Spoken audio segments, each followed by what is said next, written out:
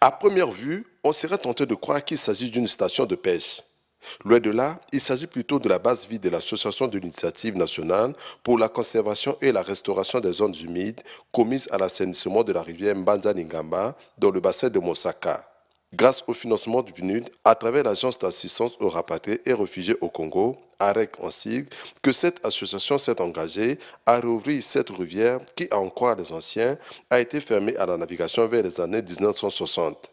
Environ 40 jeunes ont été recrutés, d'abord pour rechercher l'ancien tracé, aujourd'hui bloqué par une espèce de roseau appelé papyrus, puis les laguer depuis le fleuve jusqu'au lac Mbanza, un lac très riche en ressources halieutiques. Les gens sont dans l'eau pour assainir la rivière qui était fermée depuis les années 60. La rivière Limbanda, Lingwala, qui atteindra jusqu'au lac, près de 12 km. Les traces de l'ancienne piste, mais avec des anciens, les autochtones, les ancêtres de ce village qui ont donné une image au petit-fils, et le petit-fils qui à chaque instant, qui navigue et qui fait la pêche ici, qui ont l'expérience pour trouver les traces, les images de la rivière.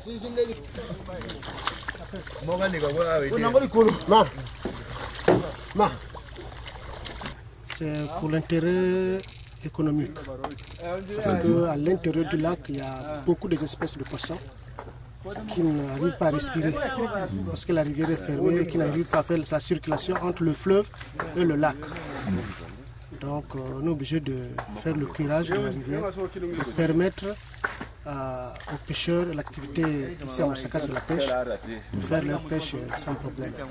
Oui, depuis la fermeture, là-bas au lac, pendant la saison sèche, les gens vont à pied, c'est fermé. Donc le lac se retrouve seul, il n'y a plus de passage entre le fleuve et le lac.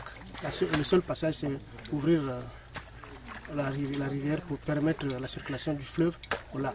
La longueur du canal est estimée à une dizaine de kilomètres sur 5 à 8 mètres de large à certains endroits.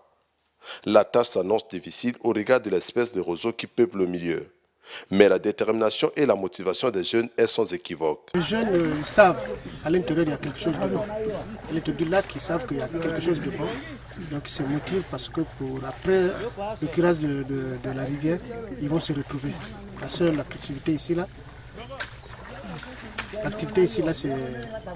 c'est la pêche. Hein. Donc ils se retrouvent quand la rivière sera totalement faite. Le travail ici s'exécute par étapes. Si les deux premières étapes s'étaient limitées à la prospection et au repérage de l'ancienne voie, cette troisième étape, qui va durer 2 mois, consiste en la réouverture du canal proprement dit.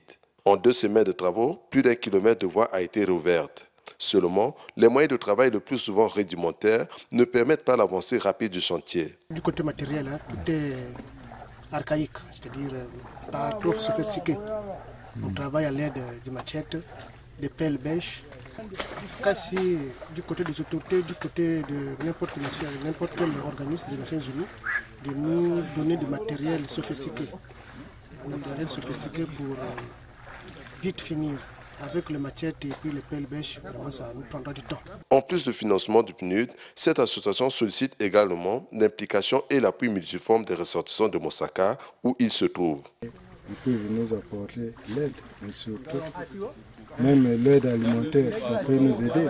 Parce que quand on sort de l'eau, ils peuvent voir les images, quand les gens sortent de l'eau, ils ont tellement faim. Tantôt il leur manque même le café pour réchauffer leur corps. S'ils peuvent nous apporter ce petit aide-là, ça va nous aider. C'est surtout ça. On ne demande pas qu'on nous envoie de l'argent comme on a. Le minimum qu'ils peuvent faire, ça peut nous aider. Parce que c'est un travail difficile. La réouverture de ce canal présente 3 intérêts capitaux pour la population de Mosaka. D'abord, elle permettra aux pêcheurs de retrouver des pêcheries abandonnées par leurs ancêtres il y a belle lurette. Ensuite, elle permettra aux poissons du fleuve de migrer vers les zones de reproduction et d'engraissement. Et enfin, elle permettra aux populations riveraines de la rivière Ndeko d'atteindre en un laps de temps le centre de Mosaka.